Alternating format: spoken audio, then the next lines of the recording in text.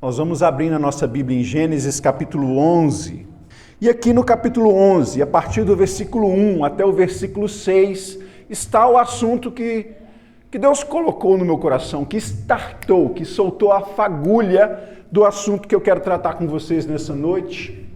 Diz assim a palavra de Deus: em toda a terra havia apenas uma língua e uma só maneira de falar. E aqui eu destaco, uma só língua e uma só maneira de falar. Não é a mesma coisa? Vamos ver que não. Os homens partiram do Oriente e encontraram uma planície na terra de Sinar e habitaram ali.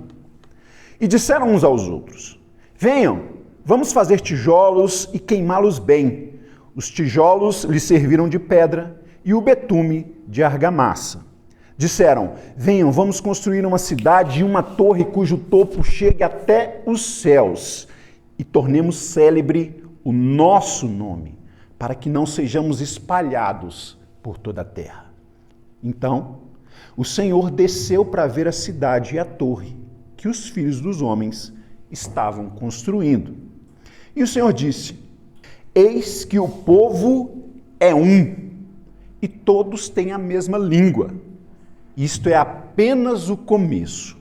Agora, não haverá restrição para tudo o que planejam fazer. Aqui nós lemos que em toda a terra havia uma língua e uma só maneira de falar. Aqui, irmãos, nós somos apresentados a dois conceitos que parecem iguais, mas que na verdade não são iguais. Uma coisa é você ter uma mesma língua e outra coisa é você ter uma só maneira de falar. Veja bem, nós somos brasileiros, todos nós, por nascimento, falamos o português. Então nós temos todos uma só língua, não é verdade? Mas nem sempre isso quer dizer que todos nós temos uma só maneira de falar. Porque a língua, ela é simplesmente um instrumento que nós usamos para nos comunicar. Uma só maneira de falar diz respeito ao que falamos, ao conteúdo do que falamos, e não à linguagem que nós usamos para falar. Ter uma mesma língua, como era o caso daqueles homens lá depois do dilúvio, todos tinham uma mesma língua. Mas o autor, ele faz questão de frisar que não era só o caso deles terem a mesma língua. Todos eles se entendiam, mas mais do que isso, eles se entendiam não só nas palavras que usavam, mas eles tinham um discurso igual. Eles tinham um discurso semelhante. E, meus queridos, o discurso nada mais é do que um instrumento que nós usamos para apresentar aquilo no que a gente acredita, aquilo que está dentro de nós, aquilo que nos move. Então, quando a palavra diz que eles tinham uma mesma língua e uma só maneira de falar, a palavra está querendo dizer que, além de falarem o mesmo idioma, seja ele o sumério, seja eles o hebraico, eu não sei qual a língua que se falava antes de Deus confundir as línguas. Não importa qual era o idioma, a mensagem aqui é que eles não só se entendiam porque falavam a mesma língua, mas porque tinham o mesmo propósito.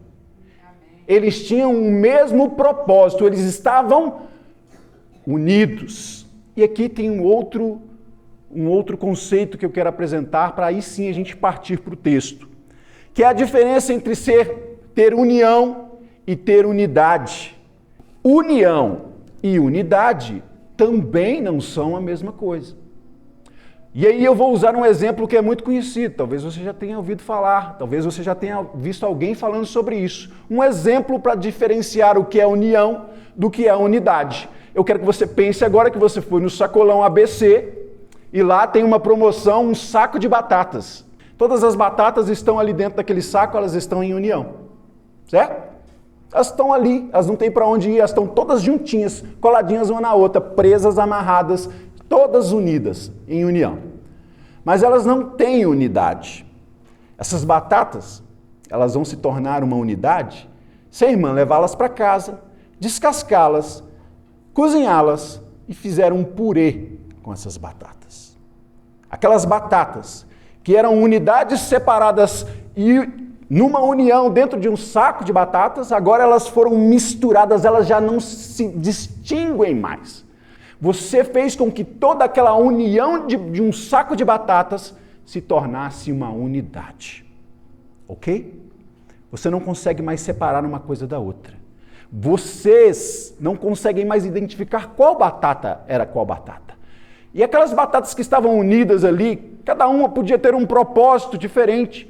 Elas não estavam ali porque queriam. Alguém colocou essas batatas em um saco e fez com que elas ficassem presas ali. Então, irmãos, a diferença entre união e unidade é isso. Muitas vezes você tem pessoas que estão sempre próximas de você. Elas têm uma união com você por algum motivo. Talvez o saco de batatas une vocês. Talvez uma situação no trabalho onde vocês estão sempre em união com os seus colegas. Vocês só estão ali porque o trabalho une vocês. Agora, a diferença, claro que eu não quero que vocês virem purê de batata, mas a diferença é que quando você tem um propósito, fala de uma mesma maneira, guardem isso, quando você fala de uma mesma maneira com aquela pessoa que está unida, que tem uma unidade com você, e essa é a proposta de Jesus para a sua igreja, uma unidade, não uma união. Cristo diz que nós devemos ser uma unidade e não uma união de pessoas, cada um com o seu propósito. Quando nós temos unidade, a nossa razão de existir é uma só. A batata que estava no saco, uma delas poderia ser plantada, uma poderia ser frita e tornar uma batata frita. Cada uma poderia ter um destino diferente. Mas depois que você fez um purê, ela só tem um motivo de existir. As batatas só têm uma razão de existir. Elas só têm uma mesma maneira de falar. Elas só têm um mesmo propósito, que é alimentar aquela pessoa que vai comer o purê. Não existe outro propósito. Guardem isso, tá bom? E agora nós vamos para a mensagem que se encontra lá em Neemias, capítulo 4. Duas coisas desse texto que nós lemos em Gênesis. A primeira é essa questão de ser união e de ser unidade. Em você ter uma mesma língua que o seu irmão, ou você falar de uma mesma forma que o seu irmão. E outra coisa que eu quero que vocês guardem é o que está no versículo 6. Eis que o povo é um, tem uma mesma maneira de falar, eles não têm só uma mesma língua. Eles são um. E aí ele fala, eles são um, e todos têm a mesma língua. Agora, isto é apenas o começo. Agora não haverá restrição para tudo o que planejam fazer. Guarda isso. Deus está dizendo que quando um povo, um grupo de pessoas, seres humanos, seja eles quem forem ou para o que quer que seja, quando um grupo de pessoas está em unidade, tem uma mesma forma de falar, não há nada que esse grupo de pessoas comece a fazer que ele não seja capaz de fazer. Qualquer grupo de pessoas que esteja em unidade, que tenha um propósito, que pensem em uma mesma coisa, que busquem um mesmo objetivo e que botem as mãos no trabalho, não há nada que esse povo comece a fazer e que não possa ser feito, a menos que Deus desça do céu e encerre aquela atividade. Óbvio, né? E aí nós encontramos Neemias, capítulo 4, a partir do versículo 6. Esse povo aqui havia voltado, você conhece a história, resumidamente, esse povo havia voltado para a terra depois de passar por um castigo de Deus. Agora Deus encerrou o castigo e permitiu que eles voltassem, mas as muralhas de Jerusalém estavam destruídas.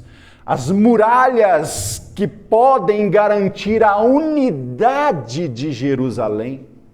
As muralhas que permitem que o povo que está unido dentro de Jerusalém seja defendido dos ataques de quem está para fora de Jerusalém, estavam destruídas. Esse povo estava vulnerável.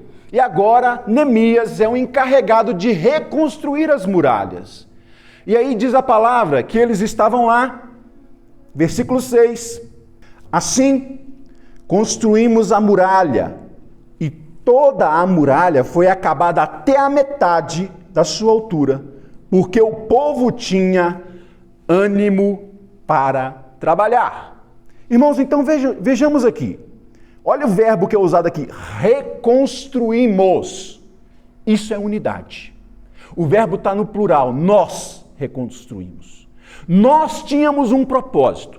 O nosso propósito era restaurar as muralhas de Jerusalém para preservar a nossa unidade como povo, a nossa unidade como nação de Deus, os eleitos, os escolhidos de Deus. Nós precisamos das muralhas para defender a nossa unidade. E em unidade, nós vamos reconstruir a muralha. Mas engraçado que você vai prestar atenção aqui que antes de ter uma muralha para proteger a unidade, é preciso ter unidade. Como que você vai proteger algo que não existe? E isso é maravilhoso na palavra de Deus. Diz que eles reconstruíram a muralha até a metade. Eles juntos, com um propósito só, fizeram uma obra maravilhosa em poucos dias. Rapidamente, a palavra vai dizer que em 55 dias eles reconstruíram as muralhas de Jerusalém. Irmão, você já viu uma foto das muralhas de Jerusalém? Você já viu? Já viu aqueles muros de pedra com dezenas de metros de altura, pedras enormes? 55 dias, um povo unido reconstruiu as muralhas de Jerusalém. Aqui está no meio da história, ele está dizendo que nós já tínhamos reconstruído a metade das muralhas. Até a metade. Veja bem. E por que eles conseguiram construir a muralha toda até a metade? Ele vai dizer que é porque o povo tinha ânimo para trabalhar.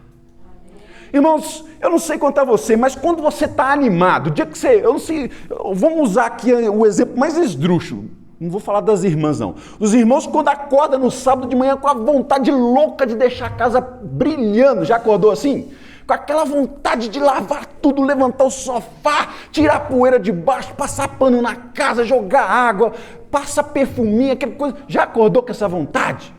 Com esse ânimo? Hoje eu quero deixar minha casa brilhando, o quintal todo bonito, eu vou tirar pó, a teia de aranha, hoje vai ficar nos trinques. Precisa ter ânimo, não precisa?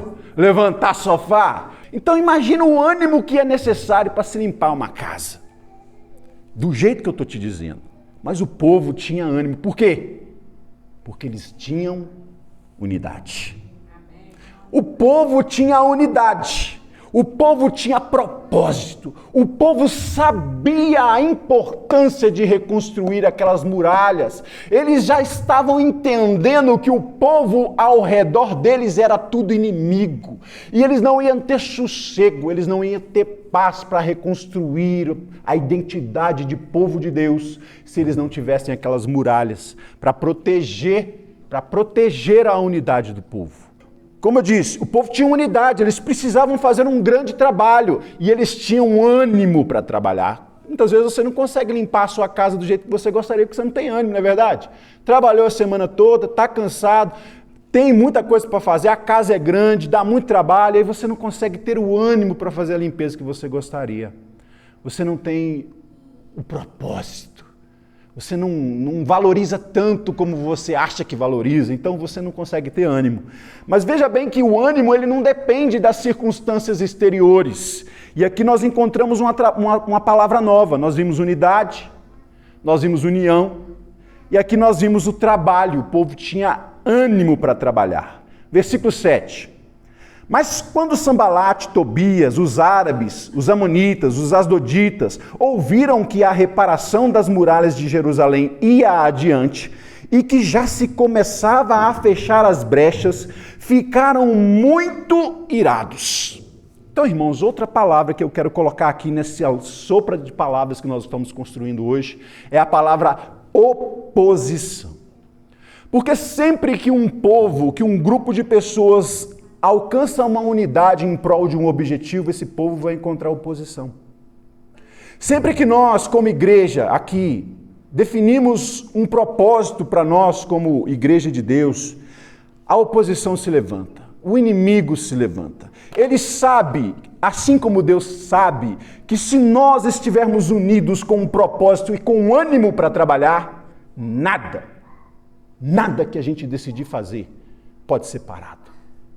Nada que essa igreja, esse corpo, esse povo, vocês, eu, quando eu deixa o palco, quando eu saio de cena e o nós assume a posição de destaque, não há nada, nenhum propósito que essa igreja coloque que nós não sejamos capazes de levar até o fim. Mas a oposição vem, porque Satanás sabe disso. E ele não tem como frear o trabalho de um grupo que está em unidade e que está animado para trabalhar. Unidade, ânimo e trabalho. Guarde essas palavras para o ano de 2024, que nós vamos precisar delas. Essa igreja vai precisar delas. A sua família vai precisar delas.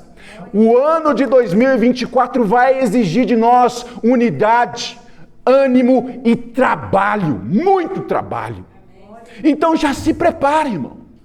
Já entenda que o propósito tem que ser forte. Você tem que entender isso que nós estamos falando aqui hoje. Não perca de vista o que está sendo dito aqui.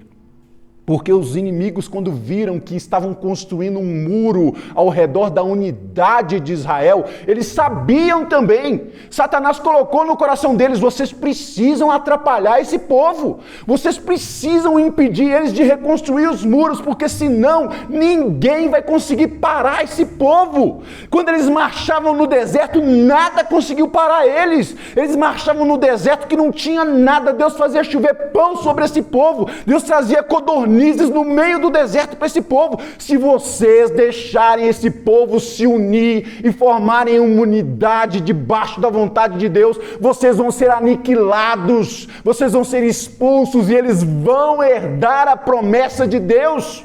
A única chance do inimigo é fazer você e eu desanimarmos. A única chance do inimigo diante da igreja, que a palavra de Deus diz que as portas do inferno não prevalecem contra ela, é que você e eu desanimemos e paremos de trabalhar e percamos a nossa unidade.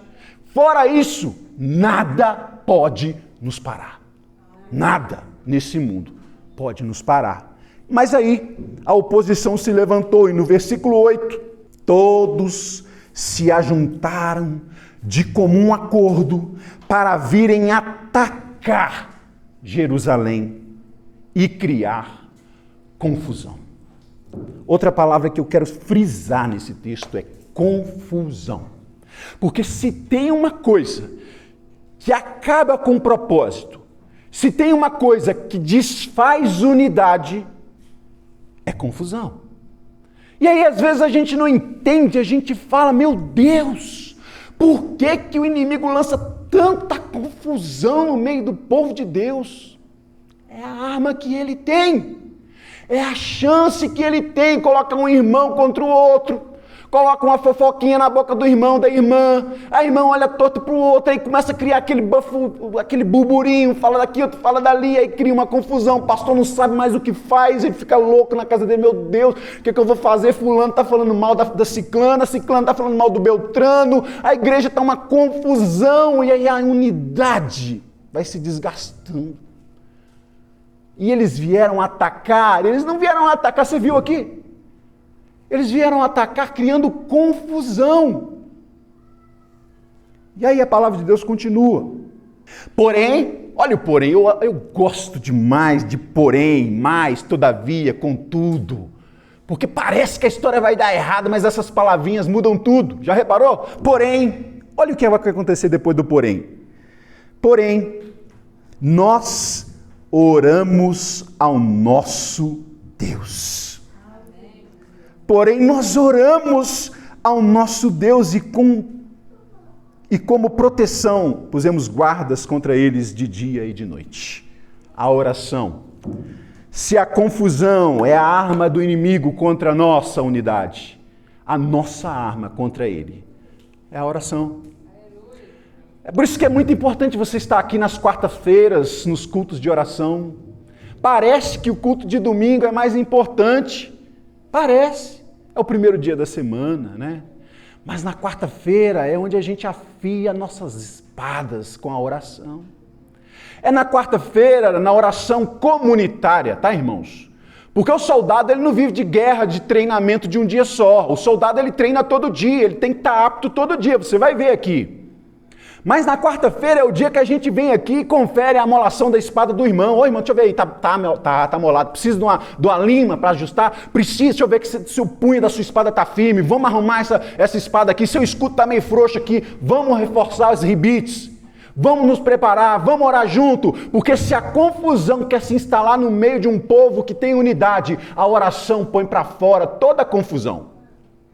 Porque quando você para de falar do seu irmão e começa a orar por ele, Satanás é envergonhado e sai da sua vida e da dele, e da igreja também. Quando você entende que o seu propósito não é ficar julgando o seu irmão, deixa o seu irmão estar todo errado, não tem que ficar julgando, nós não somos juízes de ninguém. Não é assim que a palavra nos ensina. Eu não tenho que julgar o meu irmão do que ele está fazendo de errado. Eu tenho que chamar a atenção dele e mostrar: olha, irmão, vem cá, deixa eu conversar com você de homem para homem, de mulher para mulher, de irmão para irmão. Isso que você está fazendo, eu vou te falar porque eu te amo. Aqui na palavra de Deus diz que não é assim que deve ser feito. Eu amo você demais para ver você errado. Eu amo você demais para ver você fundando num buraco, acabando com a sua vida, destruindo a sua comunhão com Deus. Então eu vou falar para você em particular, entre você e eu, porque a palavra de Deus ensina assim: se você tem alguma coisa contra o seu irmão, vá entre você e ele e chame a atenção do seu irmão, entre você e ele com amor, mostre para ele que ele está errado. E é isso que você tem que fazer, e depois disso ore, porque aí a confusão vai sair. Se há alguma forma de você ajudar o seu irmão, é essa: não comente o erro do seu irmão com outro irmão. Você está vendo o seu irmão pecar, errar, é com ele que você tem que falar. Não é trazer leve e traz para o pastor. Se você não tem a liberdade de falar com o seu irmão, você não tem jeito para falar com o seu irmão, se você não tem tato, tudo bem, fala: pastor, olha, está acontecendo isso, eu vou falar só com o senhor, porque eu confio que o senhor é um homem de Deus, o senhor vai chamar a atenção dessa pessoa, eu estou vendo o irmão cometendo esse pecado, eu queria falar com ele, mas eu não consigo, eu ainda não criei essa carapaça em mim, então eu vou te falar com isso e nunca mais toque no assunto. E eu estou demorando demais nisso aqui, não sei porquê, mas vamos voltar aqui para o texto. Então a oração é a nossa arma de defesa contra a confusão que o inimigo tenta jogar no meio da nossa unidade, irmão. É oração, não é conversação, não é bate-papo, não é falação. E aí a palavra de Deus continua, tem coisa demais nesse texto, irmão. Tem coisa demais. Se eu fosse falar tudo que o Senhor foi me falando enquanto eu lia e relia esse texto, eu ficaria aqui até amanhã cedo. Então, versículo 10. Então os que estavam em Judá disseram. Agora eu quero que você preste atenção. Olha aqui. Quem é que disseram? Os que estavam em Judá. Os que estavam em Judá disseram: os carregadores já não têm mais forças e os escombros são muitos. Nós mesmos não seremos capazes de reconstruir a muralha. A segunda arma do inimigo contra mim, contra você, um grupo de homens e mulheres de Deus com unidade, é colocar incredulidade no seu coração. Primeiro ele joga a confusão. Aí a confusão começa a te enredar.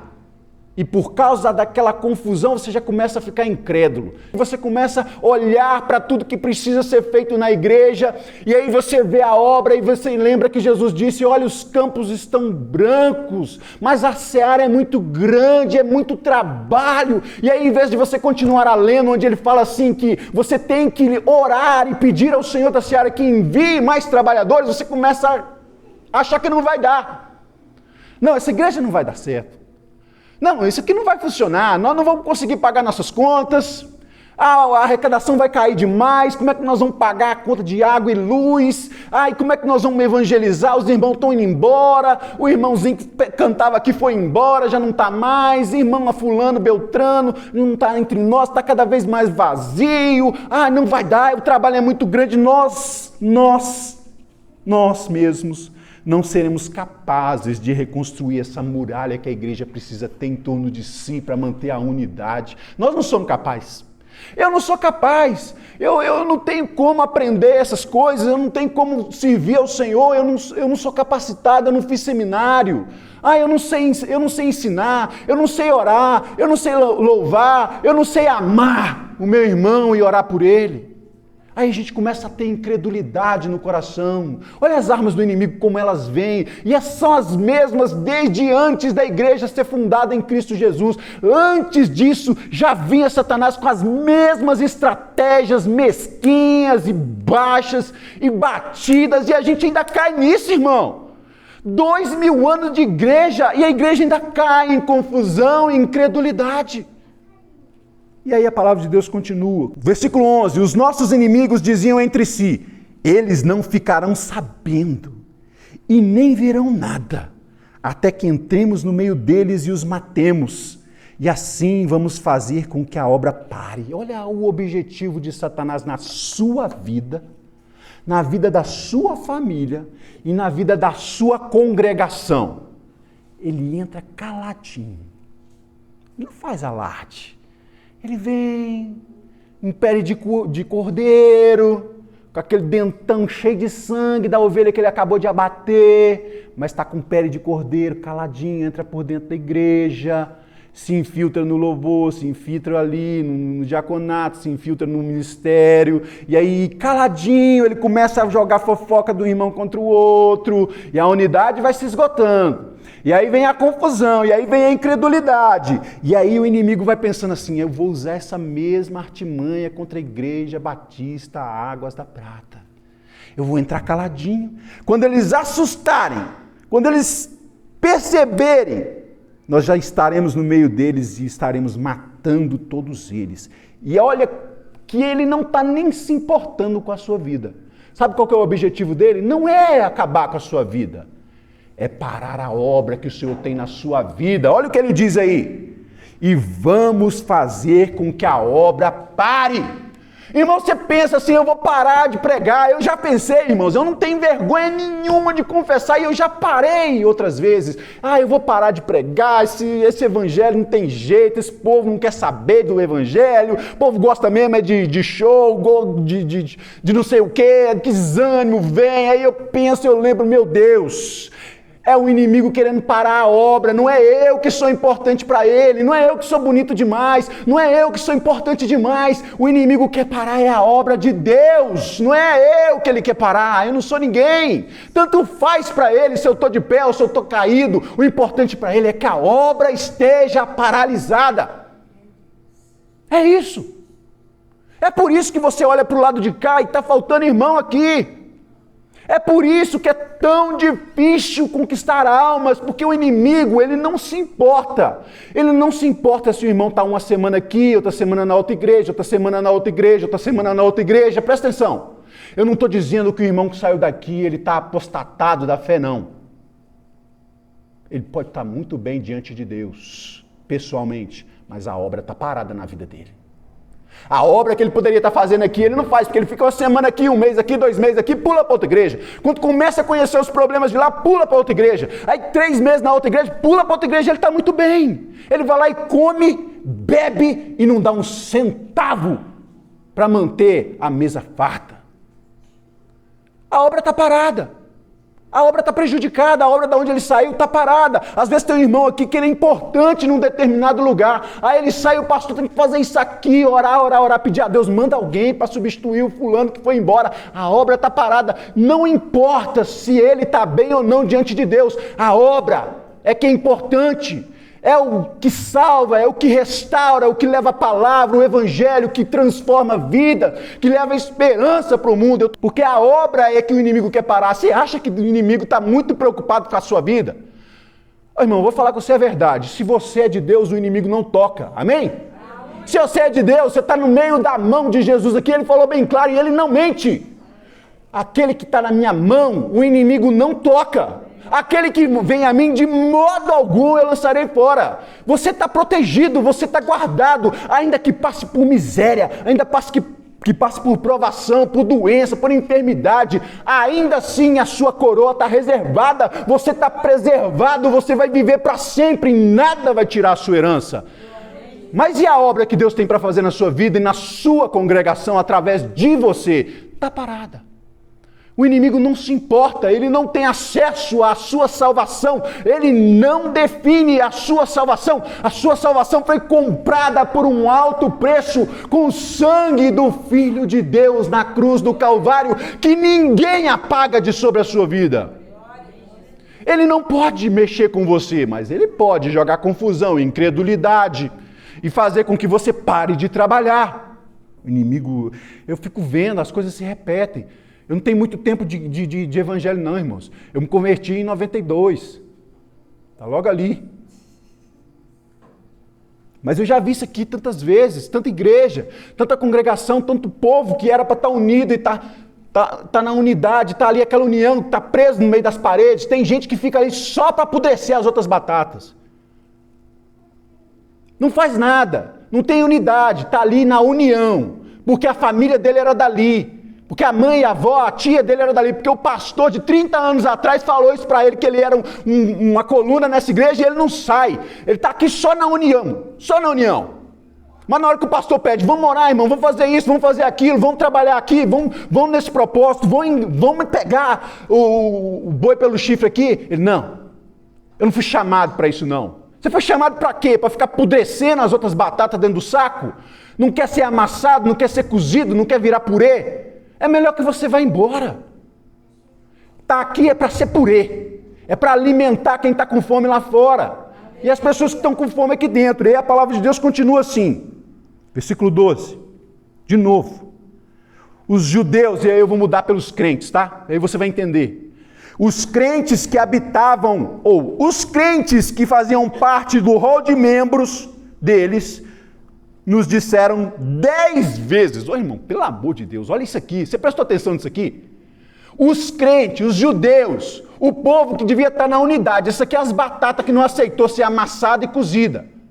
Está no saco de batata ainda não entrou no processo do purê, mas está lá no meio. E 10 vezes esses malditos vieram falar para o povo que estava trabalhando. Olha aqui, de todos os lugares onde moram, eles vão nos atacar. Olha outra coisa aqui que o inimigo coloca na mente do crente. Medo. E ele não usa o povo lá de fora, não. Quem é que está falando aqui 10 vezes, repetindo? Esse povo lá fora, os Sambalate, Tobias, os árabes, todo mundo, eles vão nos atacar. O inimigo vai nos atacar, irmão. Se você aparecer na igreja, o inimigo te ataca. Se você aparecer na igreja, começar a orar demais, cantar, louvar, pregar, se você aparecer, começar a trabalhar na obra, eles vão nos atacar. Cuidado. Fica no banco. Melhor você ficar no banco. Olha os discursos, se você não identifica isso na sociedade de hoje, nos crentes de hoje. Todo mundo quer. Vou para uma igreja onde seja cheio. Por quê? Lá eu sento no banco, ninguém me conhece. Nem Satanás. Ele não precisa te conhecer, você já está fazendo a vontade dele. Perdão, irmão. Já está fazendo a vontade dele, é parar a obra. Já falei, ele não vai tirar a sua salvação, vai. Ele tem poder para isso, ele é maior que Cristo.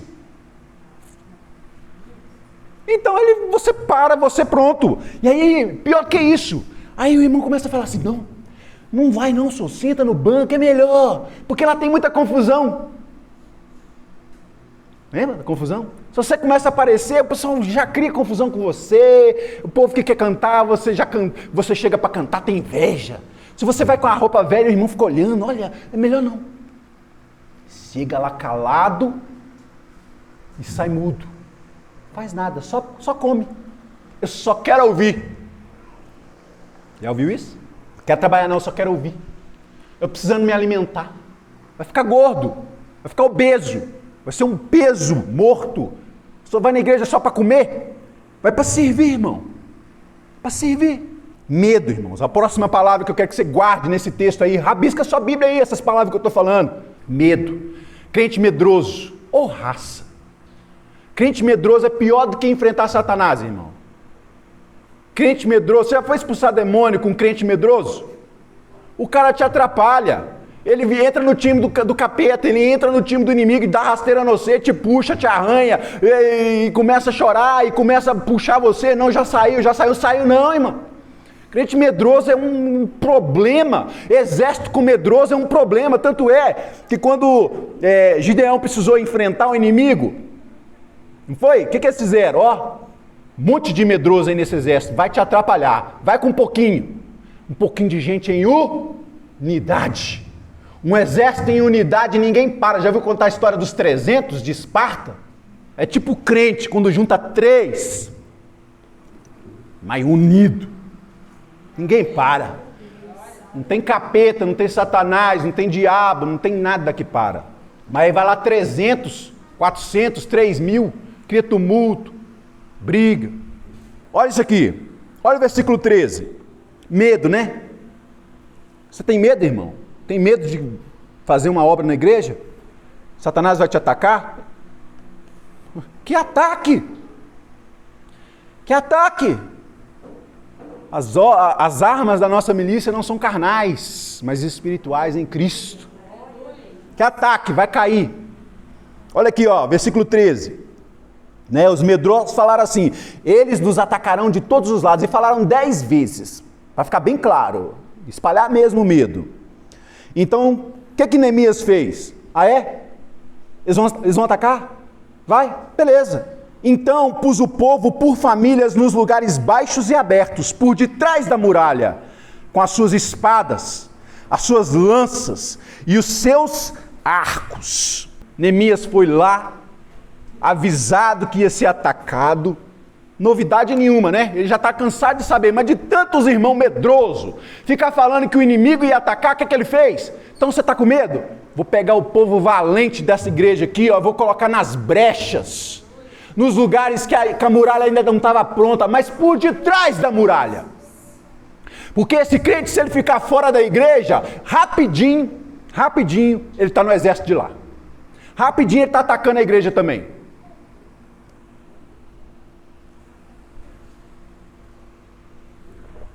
Neemias identificou o problema do medo e falou que guerreiro que tem medo precisa ir para a batalha, para criar carcaça, para criar coragem. Pega a sua espada lá, meu filho, pega a sua espada, a sua lança, você vai ficar aqui de trás da muralha, protegido. Se precisar, o pedreiro vai atacar o inimigo com a colher de pedreiro para te defender, mas você vai ficar aqui, com a sua espada, com a sua arma, com a sua couraça, atrás da muralha, na brecha, orando, intercedendo. Não sabe cantar? Sabe orar? Não sabe pregar? Sabe orar? Não sabe ser diácono? Sabe orar? Olha o que acontece. Pois na brecha, o povo estava morrendo de medo, pois todo mundo na brecha, atrás da muralha, armado. E aí diz o versículo 14: depois de fazer uma inspeção, levantei-me e disse aos nobres, aos magistrados e aos restos do povo: os seus medrosos, não tenha medo deles, lembrem-se do Senhor, grande e temível. E agora, lutem pelos seus irmãos, pelos seus filhos, pelas suas filhas, pelas mulheres e pela casa de vocês. Você não quer lutar pela obra do Senhor, não? Você não quer lutar pela igreja, não? Meu querido, se esse inimigo entrar aqui, sua casa vai ser atacada, seus filhos vão ser bombardeados com todo tipo de doutrina satânica, com todo tipo de filosofia do mal, das trevas. Você está aí brincando de ser crente, sentado no banco, assistindo a coisa acontecer, a guerra está travada, você está pensando que você está onde? Para de ser medroso, porque se você não lutar pela obra que nós estamos fazendo aqui, da muralha, da unidade, lute pelo menos pela sua filha, pelo seu filho, pela sua mãe, pelo seu pai, pelos seus irmãos, pela sua casa que está sendo atacada. Porque quando o inimigo ele rompe a unidade da igreja, que é a última muralha entre o mal e esse mundo, ele vai entrar nas casas de todo mundo. Se nós que somos crentes não formos uma muralha, de arma na mão, de Bíblia na mão, de pé, trabalhando e guerreando, o inimigo toma tudo por causa do medo, da inércia.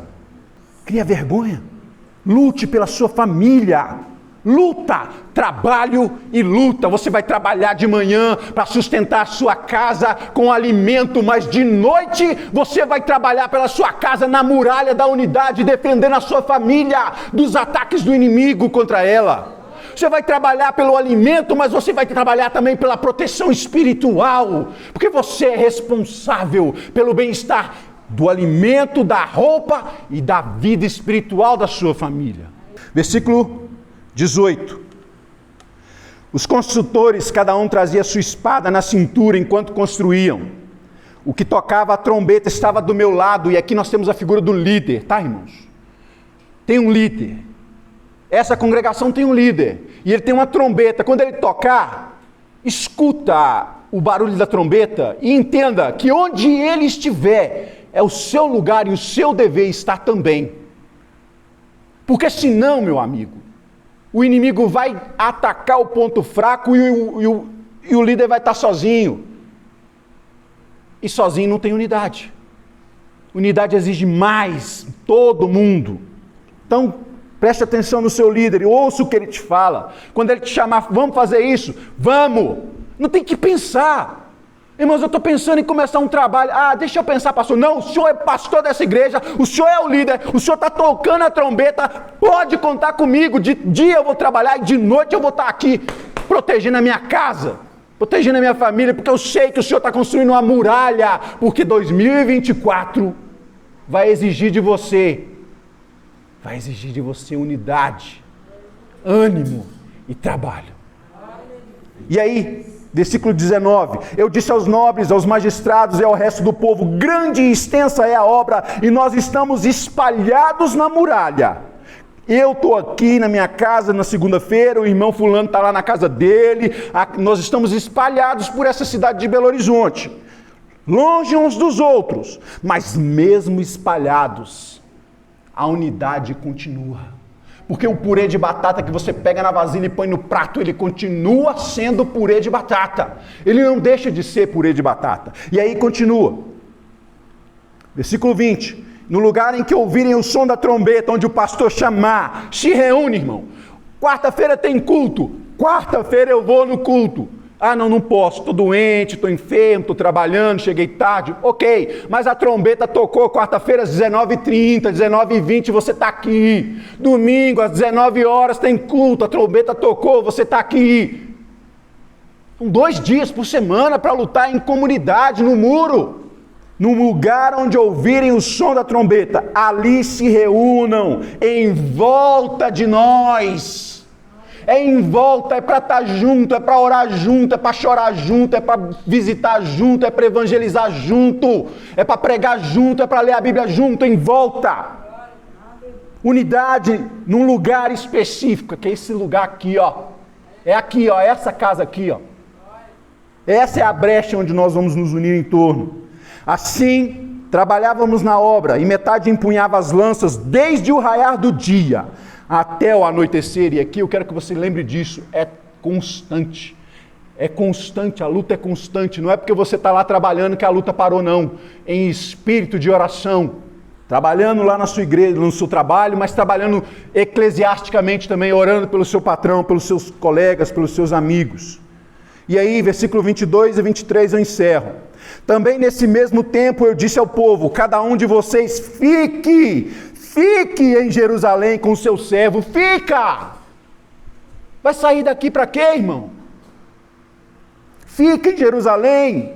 O que nos dá unidade é a igreja, é o corpo, é a congregação. Se não aqui, para onde você for, quieta, senta no lugar para onde Deus te levar, envolve no trabalho, fica. Para de ficar pulando igual macaco magro de galho em galho. E aí ele continua. Para que de noite nos sirvam de guarda e de dia trabalha. Simples. Você vai lá, trabalha de dia, conquista o seu salário, conquista os seus benefícios sociais, conquista o dinheiro para pagar a sua comida, suas contas, e de noite aqui. E de noite aqui no dia de culto. E de noite é lá na sua casa orando pelo pastor, orando pela igreja, orando pelos visitantes, orando para que Deus envie trabalhadores para a seara, lá na sua casa, trabalhando em oração. E por fim, nem eu, nem os meus irmãos, nem os meus servos, nem os homens da guarda que me seguiam tiravam as nossas roupas. Roupa de crente não sai. Roupa branca de crente não se tira. É nesse sentido que nós não podemos ser achados nus quando o Senhor voltar. Nós temos que estar vestidos com a nossa identidade de crente 24 horas por dia, porque a batalha não para. Não tirávamos a roupa nem mesmo para dormir. E aí ele encerra: cada um se deitava com as armas à sua direita. Prontidão. Prontidão. É a última palavra para você nessa noite. Unidade, trabalho, ânimo, confusão. Marcou aí na Bíblia as palavrinhas mágicas desse texto? A última delas é prontidão. Estejam prontos para responder a cada um que vos pedir a razão da esperança que existe em vocês. Coloque-se de pé, por gentileza, em nome de Jesus. 2024 vai ser um ano em que você precisa se lembrar dessa mensagem. Ela vai ficar lá, se tiver tudo dado certo, se o inimigo não tiver semeado confusão no celular da minha mãe aqui. Essa mensagem vai estar lá no canal para você, toda vez que pensar em cair nos enredos de Satanás, de seguir confusão, de seguir o irmão que saiu, o irmão que fofoca, o irmão que fala demais, o irmão que só vacila. Prontidão. Arma na mão, roupa no corpo, pronto para a batalha de dia e de noite, para manter a muralha que protege a sua casa contra as investidas do inimigo. Você pode orar nessa noite e pedir ao Senhor que faça de você esse soldado, esse trabalhador, esse guerreiro que não perde a espada da mão, que te revista com a couraça da justiça, que te revista, que te coloque sobre você o capacete da salvação, que afie a sua espada, que embrace o seu escudo, que vista os seus pés com a preparação do Evangelho, e que você seja uma unidade nessa igreja e não um ponto de confusão.